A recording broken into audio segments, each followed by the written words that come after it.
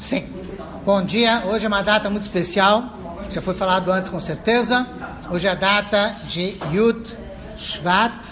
Yud Shvat marca o Stalkut, a elevação da alma do Rebbe anterior. E no ano seguinte foi quando o nosso Rebbe assumiu a liderança como Rebbe. Então tem um lado, eu diria, de tristeza e tem um lado de alegria, os dois na mesma data, com a diferença só de um ano, de um para o outro, tá? Para a gente poder entender um pouquinho melhor o conceito da data da época, o Rebbe anterior faleceu em Tafshin Yud, 1950. Ele faleceu num Shabat. 50.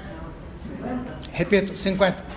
50. E na data atual, assim, quer dizer... Esquece, eu nem sei, não tenho a mínima ideia. Tá, dia 10 de Shvat de 1950, Tafshin Yud, 5.710 no calendário judaico.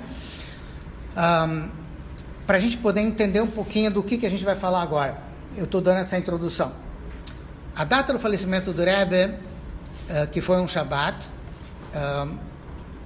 na ocasião, o Rebbe anterior tinha uma certa idade, mas o mais importante é que o Rebbe anterior já tinha sofrido fisicamente uma série de problemas e ele estava numa situação onde a fala dele estava muito difícil de se entender.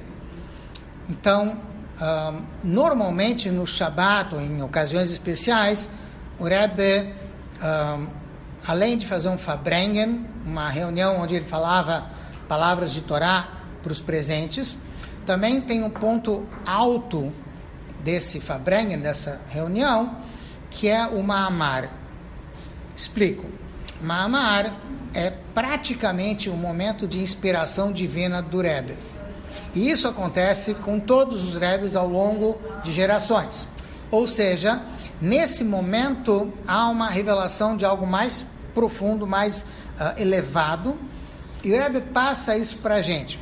São ensinamentos mais místicos e existe toda uma preparação para esse momento. Ou seja, os Hassidim mais próximos dos Rebbes percebem que o Rebbe está entrando numa outra fase. Muitas vezes o Rebbe fica mais pálido, às vezes o Rebbe tinha certos movimentos que ele fazia que dava para perceber que agora a gente está entrando numa outra fase do Farbrengen.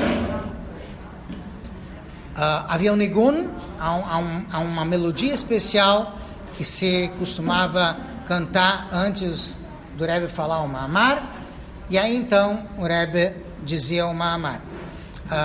O Rebbe anterior, por causa do problema de saúde dele, ficou impedido de falar o Ma'amar, porque as pessoas também não estavam conseguindo acompanhar. O que ele começou a fazer então? Ele escrevia o Ma'amar. O Ma'amar era publicado na véspera de Shabbat, ou da ocasião que fosse Yom Tov, e aí então esse Ma'amar impresso, ou seja, esses ensinamentos impressos eram distribuídos para as pessoas estudarem na ocasião, no Shabbat ou no Yom Tov, quando fosse, mas tudo isso era feito de véspera.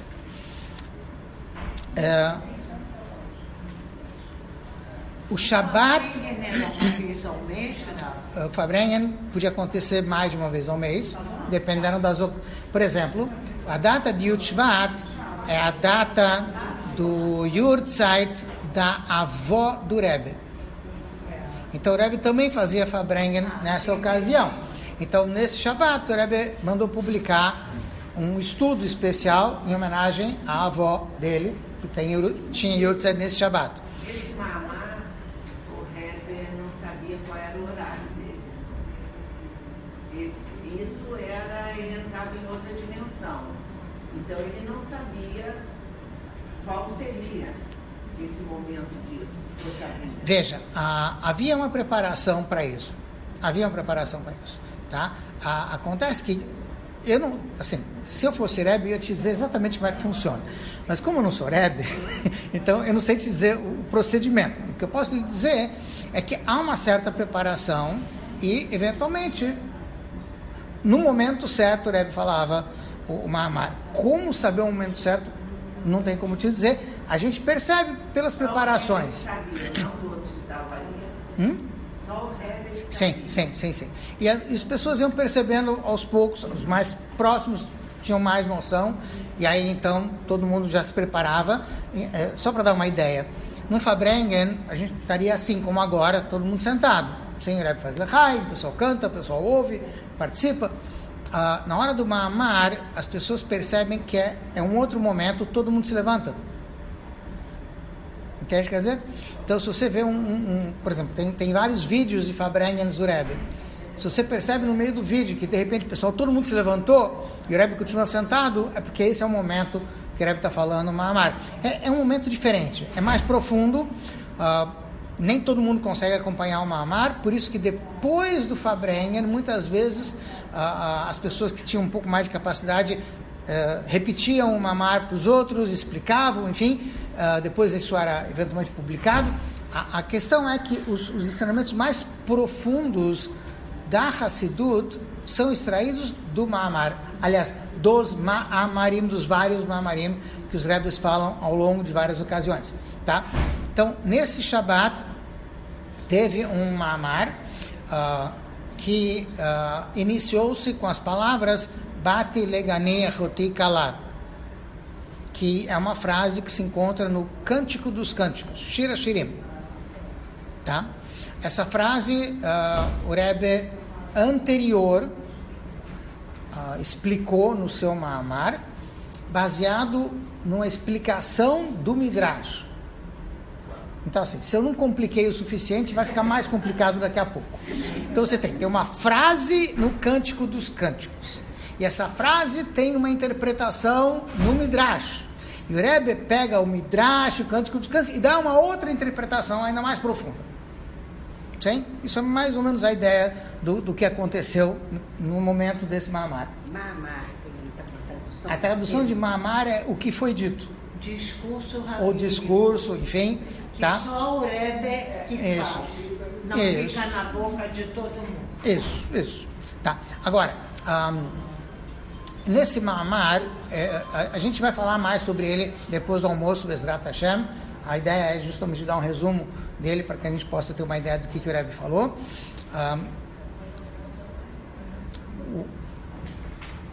O ponto, a ideia que eu gostaria de trazer aqui para a gente é de que o Rebbe diz que o nosso mundo, em um certo trecho do Mahamar, o Rebbe menciona que o nosso mundo ele começou como um paraíso e ele vai voltar a ser um paraíso. E isso depende da gente. Ou seja, nós temos o trabalho de transformar esse mundo de volta num paraíso, numa moradia para Hashem, lugar onde ele se sente à vontade para se revelar para a gente, como aconteceu no Gan Eden, que Deus se revelava para Adão, no paraíso terrestre que havia no início da criação do mundo. Dentro do Mahamar, o Rebbe fala sobre como nós podemos transformar esse mundo num paraíso.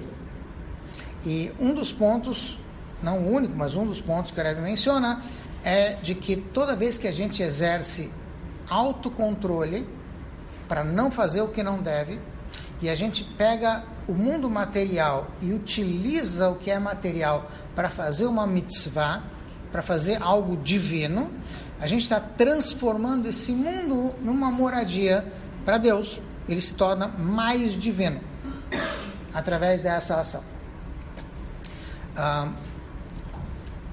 Depois que faleceu o Rebbe anterior, o sogro do nosso Rebbe, durante um ano, Hassidim insistiram com o Rebbe para que ele assumisse a liderança no lugar do sogro.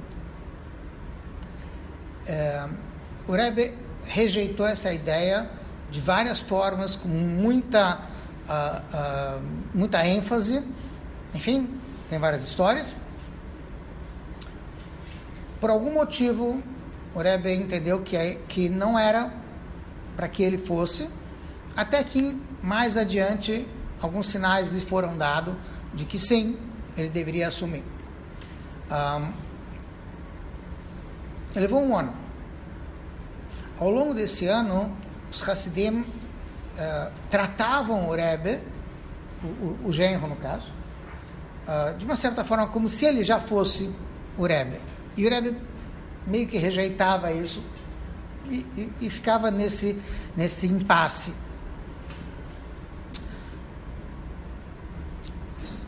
Entre Hasidim de Chabad,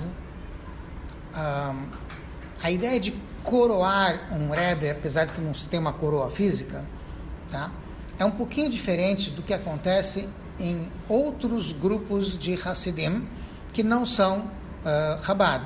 Você tem Hasidim da Polônia, tem Hasidim da Hungria, da Tchecoslováquia, enfim, de vários outros lugares, da Ucrânia, enfim, e eles têm um outro sistema. No caso de outros tzadikim, quando falece um Rebbe, imediatamente o filho mais velho se torna Rebbe. Ele herda o cargo de imediato, ou se houver um genro, alguém próximo, enfim, quem estiver mais próximo vai ser aquele que vai herdar de imediato. Em Lubavitch, é uma tradição, eu diria que vem desde o primeiro Rebbe de Lubavitch. O nosso Rebbe é o 7º, tá? Mas desde o primeiro Rebbe de Lubavitch tem sido uma tradição de que os Rebbes não querem ser Rebbes. Em outras palavras, os Hasidim é que se entregam para o Rebbe. E aí ele se torna Rebbe por falta de opção. Porque os Hasidim já se entregaram para ele. Nós somos seus. Entende? E aí, então, de uma certa forma, o Rebbe também se entrega para a gente. Tá? Então, de modo geral, todos os Rebbes tiveram um período até eles se tornarem Rebbe, porque dependia dos Hasidim, da entrega dos Hasidim para o Rebbe, e em geral eles também não queriam assumir essa posição como Rebbe. Como os Hasidim escolhiam, sabiam que aquela pessoa... Então, eu concordo contigo, eu não sei. Eu teria que eu vou lhe explicar. Não, eu teria que viver naquela época. Por quê? Porque não tem campanha eleitoral. Não tem boca a boca, não tem boca de urna, não tem dia de votação, não tem. Então, o que acontece? É uma coisa que só se você vivesse na época você ia entender. Porque tem certas coisas que são meio que óbvias. Não, só pode ser ele, não tem como ser outro. Tá? Mas você tem que viver naquela época para entender isso. Se você conhece o Rebbe, você vai dizer, não, realmente não tem como ser outro. Tá? Então, é óbvio que tem coisas que dava para perceber ainda quando o Rebbe anterior vivia, como que o Rebbe anterior tinha uma relação mais próxima com esse genro, enfim, mas tudo isso você tem que viver na época para poder realmente entender. A gente está meio que olhando para trás, tentando imaginar como é que eram as coisas. Os outros eram sucessivos, assim. Também não. Também não. Também todos eles, de uma certa forma, em todas as épocas, de modos diferentes, em todas as épocas, todos eles não queriam ser, e de uma certa forma os Hasidim meio que forçaram eles a ser. Cada um... Não necessariamente. Tá? Podia ser genro, podia ser filho, mas o que acontece? É muito diferente do que acontece com outras linhas de tzadikim, onde isso é, como você falou, é automático, é dinástico. Tá? E aqui não é monástico, não é. Isso. Tá? Mas aqui sempre dependeu dos Hasidim. Ou seja, sempre foi uma questão de entrega dos Hasidim para o Rebbe. Então, nesse caso, o Rebbe, infelizmente, nosso Rebbe faleceu. Os Hasidim não têm outra opção. Não se entregou para ninguém, então ele ainda está aqui. Não sei se dá para entender. Entende? Quer dizer que depois do Rebbe veio o Mashiach. Isso. Não, o Rebbe falou isso.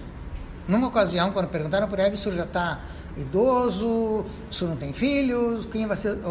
Acho que foi a CNN. Um repórter que perguntou lá quando estava passando pelo Rebbe nos dólares, enfim, não me lembro quem foi. Mas alguém foi gravado, tá gravado, foi filmado. Perguntou isso para o Rebbe falou Mashiach. Assim, se o Rebbe falou Mashiach, a gente vai discutir com o Rebbe? Não, então o Rebbe falou Mashiach. Tá bom. Por que eu estou falando tudo isso? Porque a data de hoje marca as duas coisas. E, por um lado, o Rebbe, próximo do Yahrzeit do sogro, ou seja, quando já estava chegando um ano depois que faleceu o sogro, pediram para o Rebbe, escreveram e pediram para o Rebbe uma orientação sobre como a gente deve, não é comemorar, mas o que a gente deve fazer em relação ao Yahrzeit, ao ano de falecimento do Rebbe anterior. E aí nós temos uma carta muito detalhada do Rebbe, onde o Rebbe dá várias orientações sobre o que fazer, o que estudar, e, enfim, aumentar em tzedakah para as instituições que o Rebbe anterior fez, enfim, tem uma série de orientações nesse sentido. E uma delas, que é curiosa, é o seguinte: o Rebbe escreve para os Hassidim, de modo geral, procurar falar para os jovens, tanto aqueles que são religiosos, quanto para aqueles que ainda não são, as pessoas que têm o dom para fazer isso, que digam para os jovens sobre o carinho que o Rebbe anterior tinha por eles. E que isso faz parte da comemoração do Yahrzeit, do Rebbe, de passar para os jovens. Né? Sim, mas de passar isso para os jovens. As coisas boas, Que o Rebbe anterior sentia pelos jovens da nossa atualidade, mas o Rebbe falava sobre isso. Sim. Então, a questão aqui é a seguinte. Acho que é o legado de fala do legado do Rav para os jovens que estão chegando. Não, o carinho. Não é legado. Carinho. Carinho. Por isso que eu falo. Tem que ganhar pela Não. Deixa eu explicar. Não é um discurso no sentido: o Rebbe anterior salvou o judaísmo e trouxe daqui, fez isso. Não. O Rebbe anterior tinha um carinho muito grande pelos jovens. E ele sempre deu um espaço bom para os jovens. Ele sempre se dedicou nesse sentido. Não de o legado do Rebbe. Não. Falar para os jovens do carinho que o Rebbe tem com eles, especificamente. Tá?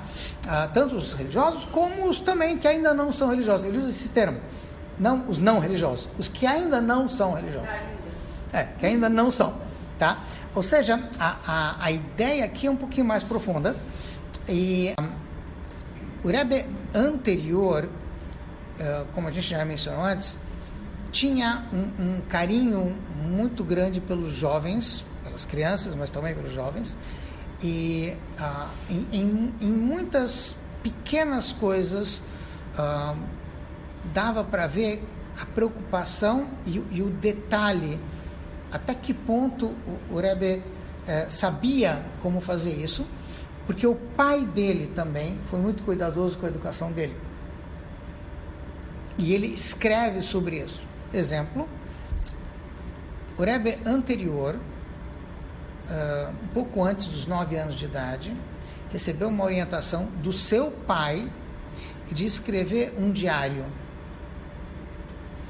onde ele anotasse tudo que ele ouviu, tudo que ele aprendeu ao longo do dia, não só nas aulas, mas enfim. O Rebbe anterior chegou a anotar no seu diário coisas que ele lembrava de quando tinha 4 anos de idade. Porque uma criança tem essa capacidade, ela pode.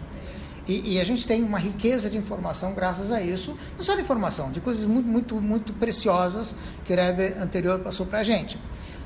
O Rebbe anterior comenta que a educação que ele teve do pai dele, ele era filho único, foi uma educação muito rigorosa e ao mesmo tempo muito carinhosa. Ou seja, o pai dele soube dar, na medida certa, as orientações que ele precisava. Por quê? Porque o pai dele não dava broncas. O pai dele sabia usar a oportunidade para dar lições, que é muito diferente de dar bronca. Por mais que é óbvio que toda criança em algum momento vai precisar de alguma orientação, tá? E às vezes muito mais do que uma orientação. Mas o Rebbe anterior escreve isso muito claro, que o pai dele foi sábio em saber achar o momento para falar isso. Tá? Não quero me estender nisso, quero mais focar um pouquinho no Rebbe anterior. Tá? O Rebbe anterior, ele foi preso pela KGB, que na época se chamava NKVD ou GPU, não importa, Serviço Secreto da União Soviética, com falsas acusações. Ele foi torturado, enfim, psicologicamente, fisicamente. Ele sofreu fisicamente, ele teve problemas que deram, infelizmente depois ele perdeu a mobilidade, ele teve que andar em cadeira de rodas por causa do que ele sofreu nessa prisão. Isso foi em 1927. Milagrosamente, a União Soviética inocentou o Rebbe. Não vou entrar em todos os detalhes agora do que aconteceu. Ele foi exilado durante um tempo, depois ele foi libertado disso também, mas o Rebbe anterior soube de fontes bastante seguras de que estavam tramando contra a vida dele, no caso o serviço secreto, e ele então teve que sair da União Soviética, mas ele encarou isso não como uma fuga, e sim, Hashem está me dando uma nova missão, e ele começou todo uma espécie de império de Torá na Polônia e nos Estados Unidos, assim que ele saiu da União Soviética. E para isso, em 1930, o Rebbe sai da Europa e vem visitar os Estados Unidos. Em 1930, a visita do Rebbe para os Estados Unidos é vista como uma coisa muito fora do comum, porque os Estados Unidos era um lugar muito distante de judaísmo. Em 1930. Naquela época costumava-se dizer que até as pedras nos Estados Unidos são treif, não são kasher.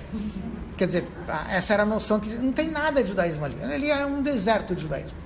No entanto, o Rebbe anterior já tinha uma missão traçada de que ele vai levantar o judaísmo também nos Estados Unidos. Então, em 1930, ele faz uma visita quase que preliminar, porque eventualmente ele acabou vindo para os Estados Unidos em 1940, 10 anos depois. Nessa visita de 1930, o Rebbe vai visitar centros judaicos, principalmente onde tem Hassidim também, e eu não lembro agora se foi em Chicago, eu acho que foi em Chicago, mas numa dessas visitas, ele anuncia, aliás, todas as visitas foram noticiadas. O Rebbe anterior, quando chegou nos Estados Unidos, ele foi recebido com honras de um herói, alguém que enfrentou Stalin e saiu vivo, porque era com Stalin o que estava acontecendo na época. E o Rebbe anterior foi muito bem recebido pela comunidade judaica e também pela comunidade como um todo, quando ele chegou. E uma das coisas que ele fez questão de publicar nos jornais é de que America is not anders. Não é diferente. Estados Unidos não é diferente. Por que ele fez questão de publicar isso? Porque muitos judeus que chegavam naquela época para os Estados Unidos, eles chegavam lá e ouviam, não, aqui é diferente. Lá na Europa se fazia kasher, Shabbat, aqui não é bem assim, aqui é outra história. Enfim. Então, isso, é o ano da depressão, tá? 1930 é no auge da depressão. Isso. Então, o que acontece? Um grupo de jovens estava lendo o jornal e leu o que o Rebbe escreve, que deve se cumprir Torá e Mitzvot, onde quer que você esteja, mesmo nos Estados Unidos, a América não é diferente, enfim. Eles ficaram muito injuriados, muito revoltados.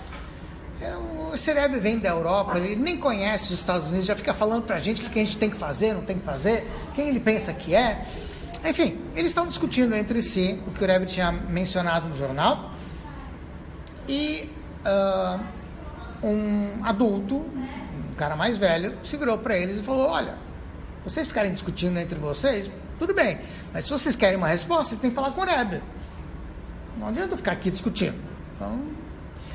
Então eles pegaram o jornal. No jornal constava o local onde o Rebbe estaria recebendo as pessoas para uma audiência particular, para quem tivesse interessado. Só um parênteses, eu não entendi bem. O Rebbe, ele chega nos Estados Unidos, não conhece nada, ele tem casa de morar, ele fica no hotel. E como é que ele consegue ser visto no jornal? Ele já tinha um esquema preparado para que ele fosse para divulgar a presença dele lá nos Estados Unidos? O Rebbe estava de visita. Em 1930, o Rebbe anterior veio visitar os Estados Unidos, não morar. Os jornais já tinham noticiado a liberdade dele em 1927. Exatamente. Todo o caso da prisão dele, quando ele foi preso, foi noticiado nos jornais. Eu estou falando do Rebbe anterior. Eu estou falando do Rebbe anterior. O sogro do Rebbe. Sim. E não ídolos também. E nos também. Então, o que eu quero dizer é o seguinte. Foi bom que você levantou. A ideia é a seguinte. O Rebbe anterior, depois que ele conseguiu sair vivo da Rússia, tendo enfrentado Stalin, tá? Ele virou notícia. Sim, ele foi noticiado em jornais judaicos e não judaicos. Tá? Então, quando ele chega nos Estados Unidos, obviamente, isso foi noticiado também na imprensa geral, como também na imprensa judaica. Então, óbvio, isso mexeu com as pessoas. Sim, conhecida. Sim. Tá? Muito bem. Então, esses jovens, voltando agora para a nossa história, esses jovens, eles leem no jornal qual é o lugar onde o Rebbe estava recebendo as pessoas para uma audiência particular, qual era o horário, qual era o dia, enfim, e eles vão lá, são 6 jovens, eles vão lá marcar uma audiência com o Rebbe. Veja bem, eu só quero que vocês entendam como é que eu sei disso.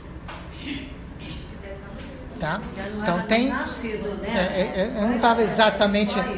Pelo menos essa encarnação ainda não tinha nascido.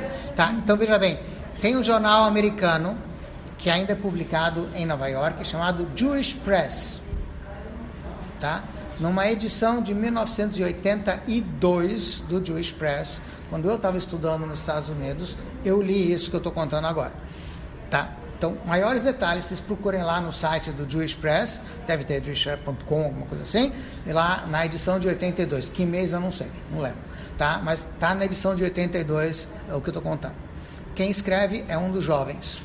Então, ele descreve, um dos 6 descreve tudo isso que eu estou falando agora.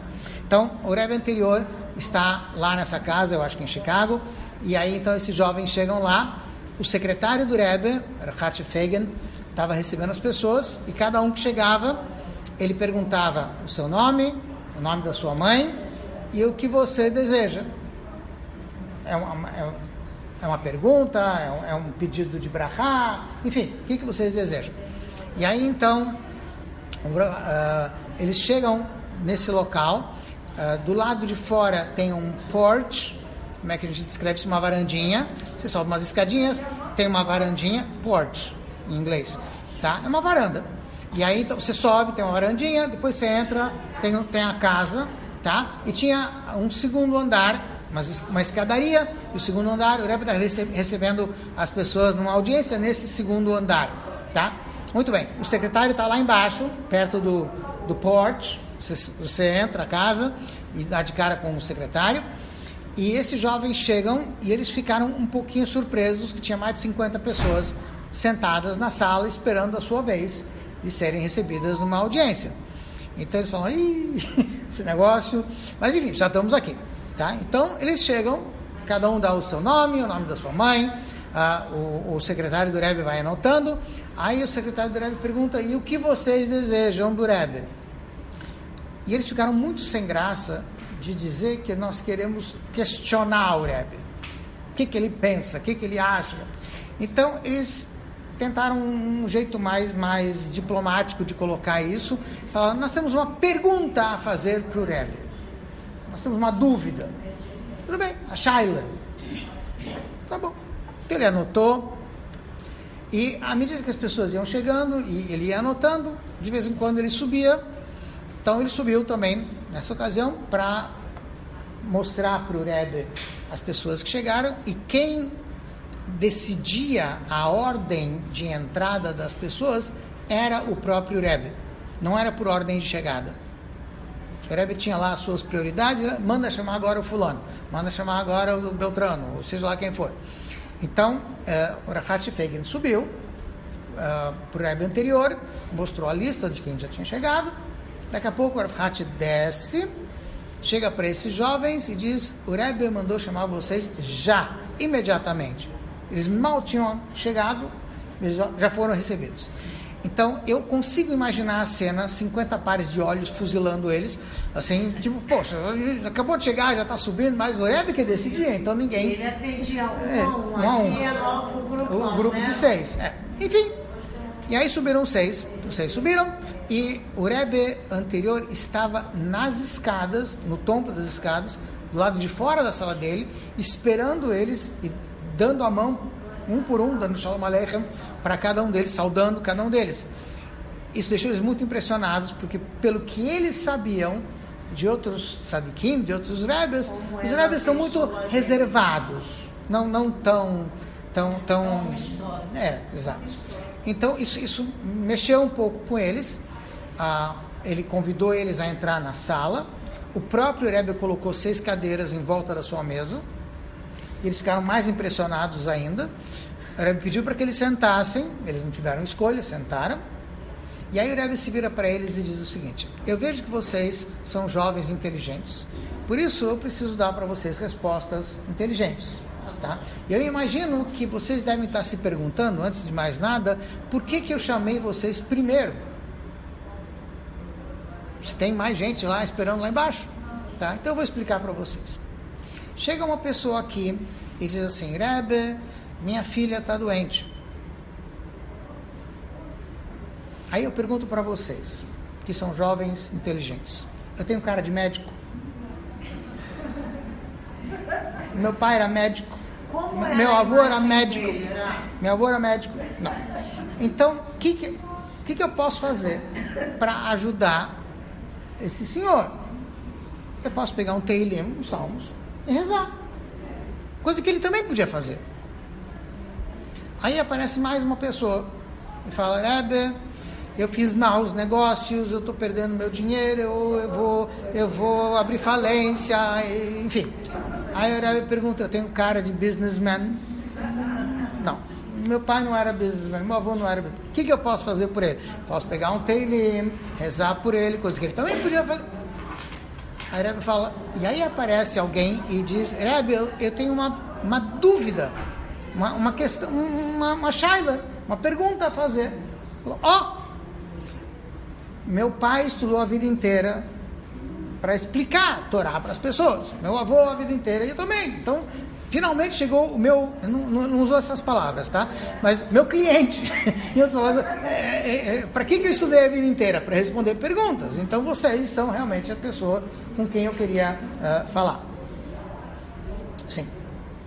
Como era a imagem dele? Como Tipo? você, vestido de terno, arrumado? Como você esperava? Ou se via desgastado, com a barba grande? Não, a imagem posso lhe passar. Veja bem, o Rebbe anterior, tem fotos do Rebbe anterior? Não precisa procurar, tá? porque mas eles só ouviam, sim. Eles não viram. Sim, verdade.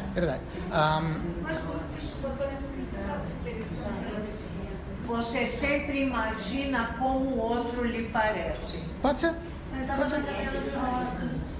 Eu não sei se ainda está. Em 1940, sim. Em 1930, ainda não. A coisa foi... O Rebbe estava vestido... O Rebbe... veja bem, eu não quero me desviar muito, mas... Blineder, vou ficar devendo a foto do Rebbe, você vai ver. Vamos lá. 100? Vamos lá. E aí o Rebbe se vira para os jovens e diz para eles qual é a sua dúvida. E com um pouco de mal-estar, eles ficaram meio sem jeito, mas eles perguntaram, o Rebbe escreveu que nada mudou, mas a América é diferente, não é diferente, mas aqui é diferente, aqui é outra coisa, não é a mesma coisa que era na Europa, não dá para fazer igual que fazia lá, fazer aqui. Tá, o Rebbe ouviu. Aí o Rebbe se vira para eles e diz assim, tudo bem? Então me digam vocês que são jovens inteligentes, na Torá tem 613 mitzvot, sim? Então, vocês que são jovens inteligentes, digam para mim quantas mitzvot vocês acham que eu cumpria na Europa. Aí eles realmente ficaram sem jeito. Eu sei lá, quantas mitzvot, como é que eu posso falar para o Rebbe? Então ficou aquele silêncio por alguns instantes. O Rebbe disse para eles, eu vou falar para vocês. Na Europa, das 613 mitzvot que tem na Torá, eu cumpria o máximo que eu podia. Das 613, eu cumpro o máximo que eu posso. Eu cheguei aqui nos Estados Unidos. O que vocês acham que eu vou fazer? Eu vou cumprir o máximo que eu posso. Mudou alguma coisa? Não. Então, não mudou. Certo? E aí ele se vira para os jovens e pergunta, e vocês, que estão num país livre, vocês estão cumprindo o máximo que vocês podem? E houve, eu não me lembro agora os detalhes, mas eu lembro que ele perguntou para um se ele colocava tefilim.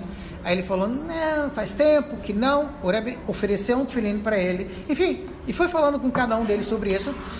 Eles saíram, pelo que o jovem descreve nesse artigo do jornal, do Jewish Press, eles saíram extremamente impressionados.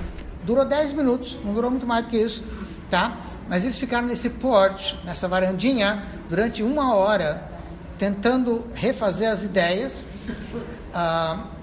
e cada um deles tomou uma decisão. Eles moravam numa espécie de república de estudantes, eles resolveram que iam começar a fazer kiddush todo Shabbat, coisa que eles nunca pensaram em fazer. Aqui não, por que não? Um vinho, halá, tão difícil, fazer um kiddush todo Shabbat, enfim. E um desses jovens, eu acho que esse que escreveu o artigo, resolveu se dedicar à educação judaica, depois do que ele ouviu do Rebbe. Se não é diferente, então eu também quero passar. Enfim, aqui você vê como o Rebbe tem tato com jovens que vêm questioná-lo. Isso. E ele consegue fazer com que eles cresçam também. Tá? Que é uma visão muito, muito diferente do que a gente tem de as broncas e não sei o que, vocês não fazem nada, vocês não valem nada, esses jovens rebeldes e tudo mais. O Rebbe está apelando para a inteligência dos jovens. Vocês que são jovens inteligentes, então sigam o meu raciocínio, vamos junto. Então a gente vê claramente isso. Esse é um exemplo, tá? Obviamente tem vários outros, o tempo já não permite a gente ir mais longe, mas isso é só um exemplo daquilo que o Rebbe escreve, que é interessante fazer no dia de hoje, que é explicar para as pessoas o carinho que o Rebbe tem com os jovens e como os jovens são importantes para o Rebbe como jovens. Em outras palavras, ele respeita a inteligência dos jovens, ele respeita os questionamentos dos jovens e com isso ele traz eles mais próximos de si e da Torá e das mitzvot. Então, de uma certa forma, isso também está nesse passo que a gente está estudando agora, que você tem que, quando você está no caminho, como é que você pode purificar o caminho dos jovens? Quando você está no caminho deles, você consegue acompanhá-los e aí então mostrar para eles como cuidar das palavras de Hashem. Tá certo? Então, pessoal, o teatro, você pode dizer, tudo de bom, boa tarde.